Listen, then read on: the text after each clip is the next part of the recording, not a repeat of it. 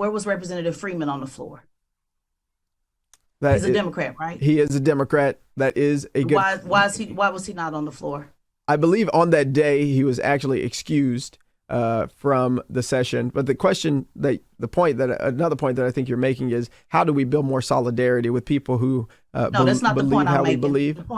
No, that's not the point I'm making. The point I'm making is, why is Representative Freeman not on the floor? Was not on the floor. Why was he not on the floor prior to that? Does he plan to get on the floor and join you in this protest, since these are actually his the constituents that he represents? Because I'm all about calling out Republican leadership. I'm all about calling out Democrat leadership as well. And so when I see a representative that actually represents the constituents that were murdered, I want to know what's the problem with him stepping up and also being expelled and joining you in this protest. I'll tell you this.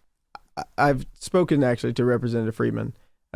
He has some legislation that I think is going to be useful and get passed. But I'll tell you this, for Democrats, and I alluded to this before, for Democrats in particular, going along or within the institution as it has been set up has been the norm. Mm-hmm. Resisting the institution has not.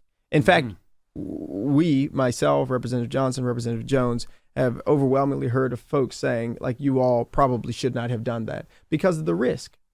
You can risk being expelled, know that. And right? It's just as bad to me on the Republican side, though. So if we're going to say that Republicans are holding up progress, which they are, then we have to also be fair. You don't have to do it because those are your colleagues, so that's okay. I'll do it for you today.